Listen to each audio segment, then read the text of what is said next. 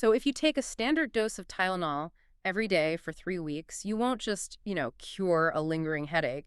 You will actually numb the emotional devastation of being ignored by your I friends. know it sounds completely absurd on the surface. I mean, we're all conditioned to treat physical injuries and emotional injuries as, well, entirely separate categories of human experience. Right, exactly. Like a broken bone gets a cast, but a broken heart just gets a sympathetic pat on the back, Exactly. But human biology doesn't actually know the difference between a broken leg and a broken heart. which is wild. And welcome to this deep dive, everyone. Today we're exploring the profound, invisible architecture of social pain. Yeah, it's something everyone deals with. For sure. I mean, everyone listening to this right now has experienced the sting of, sending a vulnerable text and just being left on red or being totally ghosted. Oh, yeah. Or having a partner look right through you and give you the silent treatment. Yeah, the worst. So our mission today is to unpack the underlying machinery of why that hurts so deeply. We're looking at a bunch of sources today, academic journals on social neuroscience, psychology articles, even a really fascinating philosophical debate from Reddit. And we'll get into how to recognize the line between healthy boundaries and toxic silence, too. Right. And just generally how to navigate a digital world that makes ignoring each other easier than ever. The mechanics of all this are just so fascinating because everyday relationship friction is actually tethered to our deepest brain chemistry. Uh-huh. So before we can even begin to dissect modern behaviors like ghosting, we really have to look at the baseline biology of what happens inside your skull the moment you're excluded. Well, there's a famous story about a MacArthur award-winning teacher named Vivian Paley that sets this up perfectly. Oh, right, the kindergarten rule. Yeah. Back in 1989, she introduced the sweeping rule into her kindergarten classroom, which was just, you can't say you can't play. She essentially outlawed social exclusion on the playground. Which is so interesting because a rule like that runs completely counter to the usual chaos of kindergarten. I mean, it's practically a laboratory for exclusion. Totally. Children are constantly forming and dissolving these little micro cliques. Yeah, but Paley didn't find that the kids rebelled against the rule. Instead, she described the result as this palpable, overwhelming sense of relief. Wow, really? Yeah, it was as if these 5-year-olds had been rescued from a pervasive, crushing anxiety. They were grateful for a structure that guaranteed they wouldn't be rejected. That makes a lot of sense. But it makes you wonder, like, why is the fear of rejection so deeply wired into us that a simple kindergarten rule change feels like a rescue mission? Well, to answer that, we really have to look inside an fMRI scanner. Over the last few decades, social neuroscience has completely mapped this phenomenon. Oh yeah, I'm ready. When researchers scan the brains of people experiencing social rejection, two specific regions light up like a Christmas tree. The dorsal anterior cingulate cortex, the DACC, and the anterior insula. Let me guess. Those aren't just the, hurt feeling centers of the brain. Not at all. Those are the Yeah. exact same regions that process the unpleasantness of physical pain. Unpleasantness. Yeah, notice I said unpleasantness. Because the brain processes physical pain in two parts. There's the sensory component, the part that tells you, hey, my toe is currently stubbed. Right, the location. Exactly. Yeah. And then there's the affective component, the DACC, which is the alarm system that actually makes you suffer. It's the part that makes you say, make it stop, this is awful. Okay, wow. So when you're socially excluded, your brain doesn't just feel sad. It routes that experience through the literal neurological suffering circuitry of physical pain. See, that feels like a massive design flaw in human biology. And there is a classic experiment that really pushes this to the extreme, right? The Cyberball study. Oh, the Cyberball study is a masterclass in triggering that exact neural circuitry. Yeah, so for you listening, in this setup, participants are put into an fMRI scanner and told they're playing a virtual ball tossing game with two other real people over the internet. But they aren't real people. Exactly. In reality, those other players are just a preset computer program. And for the first few minutes, the computer tosses the ball to the participant. But partway through, the computer players just start tossing the ball only to each other. They exclude the human participant entirely. Completely. Just freezing them out. And the crazy thing is, even though the participant is playing a simplistic, cartoonish computer game, the neurological distress is absolute. It really works. It does. The DACC and anterior insula light up exactly as if the person were being physically struck. The participants report feeling angry, sad, and even experiencing a sudden loss of meaningful existence. Wait, hold on. You're telling me that a 1990s graphic of a pixelated ball being tossed back and forth is enough to trigger a crisis of meaning in a grown adult? Yes, Because the primitive parts of the brain, they do not care about the context. The brain detects exclusion, and it instantly fires the pain alarm. Unbelievable. Which actually brings us back to that unbelievable Tylenol study you mentioned at the start. Okay, let me push back on this a little because it still sounds like pseudoscience to me.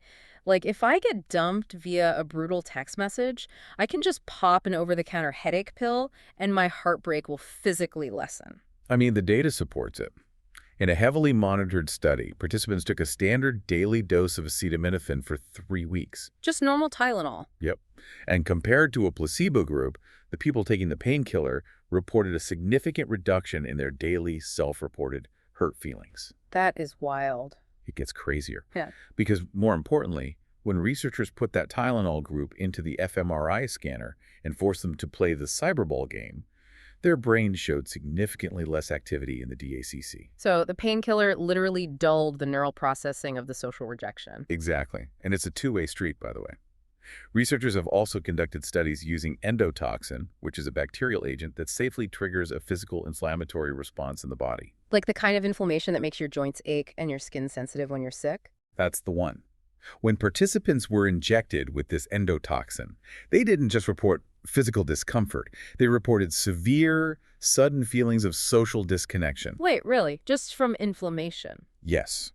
When your body is primed to feel physical pain, your radar for social rejection becomes completely hypersensitive. Well, there's a genetic baseline for this sensitivity, too, according to the sources. People with a specific variation of the OPRM1 mu-opioid receptor gene, the G allele, are naturally more sensitive to physical pain. Right, they literally require more morphine in a hospital setting to deal with injuries. And those exact same individuals report much higher levels of trait sensitivity to social rejection. Like their feelings get hurt one more easily. The two systems are genetically intertwined. You just cannot separate them. So it's as if human evolution hijacked our physical pain system because, back in the hunter-gatherer days, being separated from the tribe was a literal death sentence. That's exactly it. A broken heart is basically an evolutionary warning light on your dashboard flashing red, demanding that you get back to the safety of the group.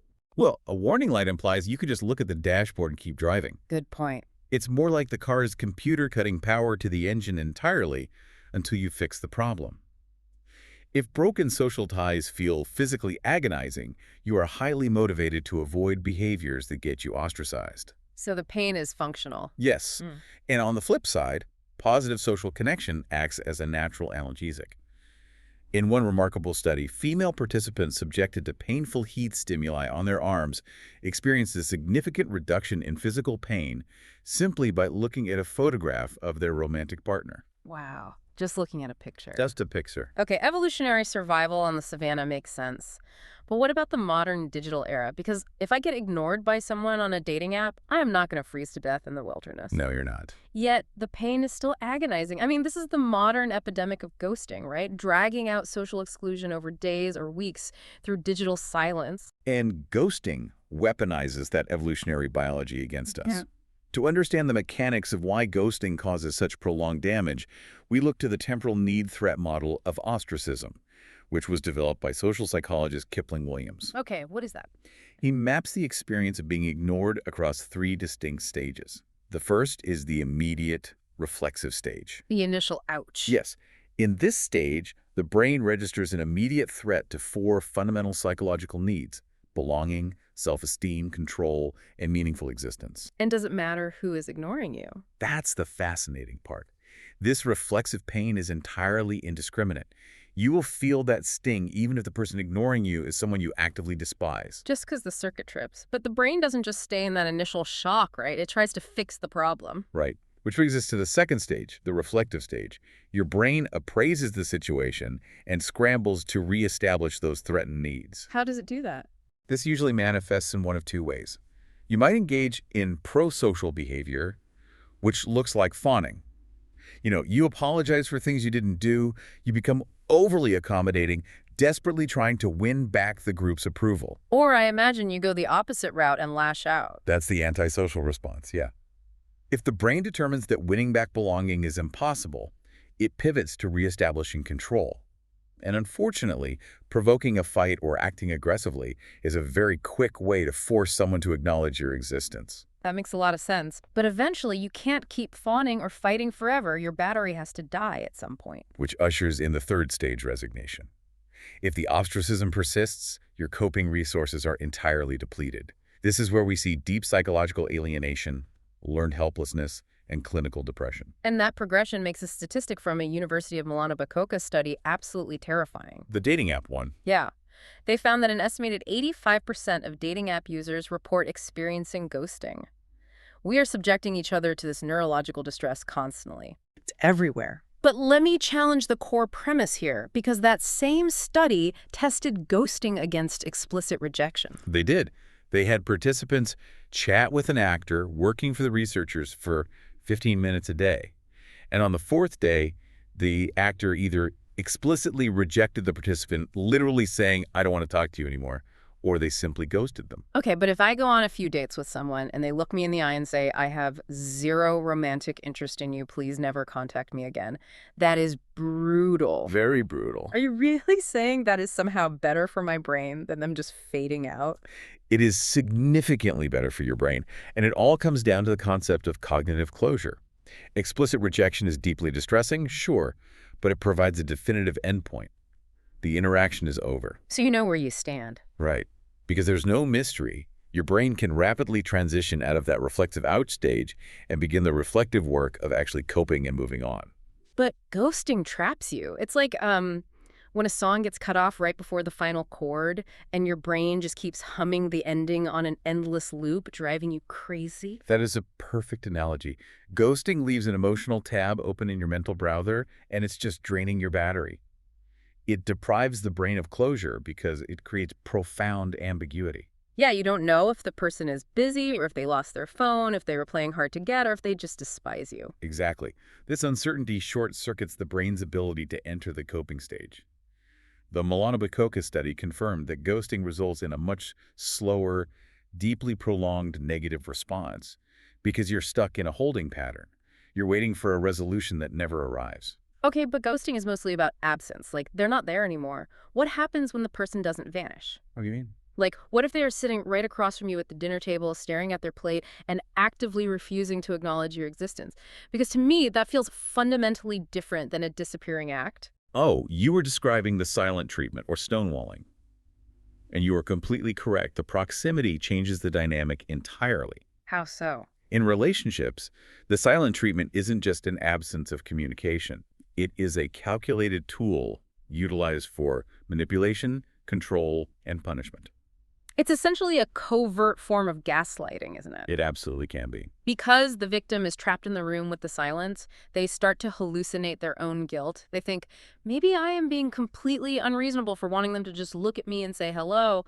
They internalize the silence as a flaw in their own character. And this dynamic becomes incredibly destructive when we look at family systems, particularly between a parent and a child. Yeah, the sources talk about that. A parent might use the silent treatment to enforce compliance, withdrawing all affection the moment the child steps out of line. Right. There is a devastating case study we reviewed about a man named John. As a fully grown adult, John suffered from debilitating anxiety whenever his wife would emotionally withdraw during a minor conflict. He would panic. Completely. He would become completely desperate, replaying conversations in his head, just begging her to tell him what he did wrong. And therapy revealed the root cause of that. John's mother frequently used the silent treatment as a disciplinary tactic when he was young. Which is so sad. Because for an adult, the silent treatment is manipulative. But for a child whose literal survival depends entirely on their caregiver's attention, that silence isn't just a time out. It registers as an existential threat. Exactly. The child's brain interprets the withdrawal of attention as a signal that they've been abandoned to the predators. They internalize that terror as self-blame, which profoundly stunts their emotional development. And then they grow up. Right, they grow into adults who view any minor relationship conflict as a precursor to total abandonment, practically guaranteeing they will replay those traumatic, anxious dynamics in their romantic partnerships. Now, there's a fascinating nuance to this that I saw debated in that Reddit community focused on emotional intelligence. Oh, right, the thread on stonewalling. Yeah. We are talking about the silent treatment as if it is always calculated malice, that someone is sitting there twirling their mustache thinking, I'm going to ignore them to maximize their suffering. But several users pointed out that going silent can actually be a freeze response. The involuntary trauma reaction. Exactly. What if a person is so emotionally flooded by a conflict, so overwhelmed by their own nervous system, that they literally just shut down? They don't have the intent to punish anyone. Their brain has just pulled the emergency brake. Oh. Does a freeze response excuse stonewalling? Well, it doesn't excuse it, but it demands we differentiate between intent and impact. Okay, unpack that. From the outside, an involuntary freeze response and abusive stonewalling look identical. It's just dead silence. A person who is emotionally flooded is genuinely trying to protect themselves from an internal sensory overload. While the abusive person is trying to punish. Right. A person using abusive stonewalling is trying to exert power over their partner. However, regardless of the internal intent, the external impact on the partner is still highly damaging. Even if it is a trauma response, the silence still triggers the partner's physical pain circuitry. Which introduces a massive philosophical dilemma for you, the listener. If the silent treatment is biologically devastating to the person on the receiving end, but staying in a screaming match is terrible for my own mental health, how am I supposed to protect my peace? Is there a healthy, virtuous way to use silence? That exact dilemma tore that Reddit thread apart. Several users heavily defended withdrawing from arguments by invoking stoicism. Ah, stoicism. Yeah, the argument was that you manage your own turbulent emotions by choosing not to engage, thereby protecting your inner sanctuary from someone else's chaos. People love to slap the label of stoicism on their behavior to make ignoring someone sound like a profound virtue. And that is precisely what infuriated the philosopher Friedrich Nietzsche. Oh, Nietzsche was not a fan. Not at all. In his book, Beyond Good and Evil, Nietzsche offered a scathing, brilliant critique of Stoic restraint. He argued that Stoicism is not peaceful. He actually called it self-tyranny. Wait, so setting a boundary and detaching from drama is arrogant to him. Well, Nietzsche wasn't critiquing boundaries per se. He was critiquing the weaponization of detachment.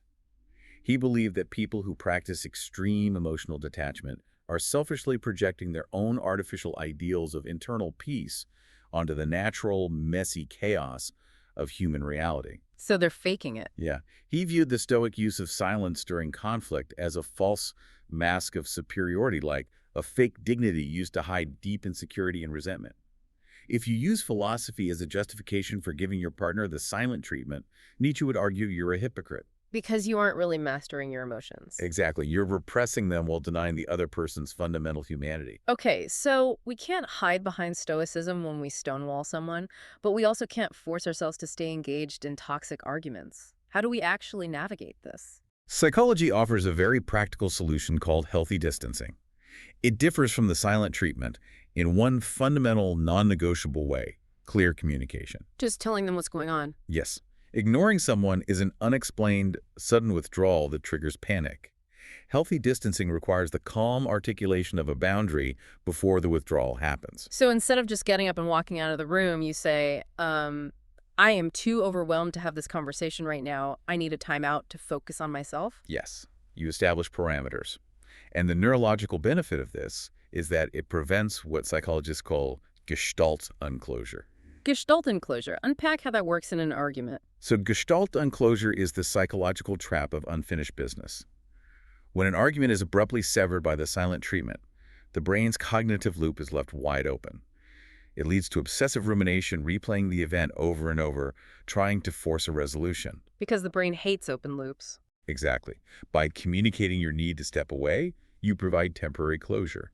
You tell the other person's brain the loop is paused, not broken. Yeah. You protect your own emotional bandwidth without resorting to the aggression of the silent treatment. It's incredible. The difference between emotional abuse, which we now know registers as literal physical pain in the brain, and healthy distancing, comes down to a single sentence. Just saying, I need some space, transforms silence from a weapon that inflicts trauma into a shield that protects both of you. It demonstrates high emotional intelligence. You take full responsibility for regulating your own nervous system while still maintaining basic respect for the other person's psychological needs. As we wrap up this deep dive, I want to ground all of this heavy neuroscience and 19th century philosophy into our actual day-to-day reality.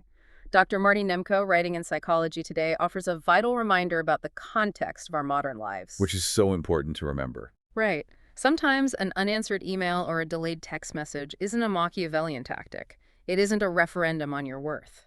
Often, it is just a symptom of someone being completely overwhelmed by the sheer volume of digital communication we are expected to manage. Context is everything, and navigating it requires a shift in how we appraise our own value.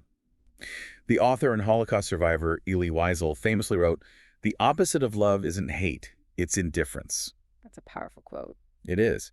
Because indifference hurts so deeply, our biological instinct is to chase after the person ignoring us, to validate our worth and make the pain stop.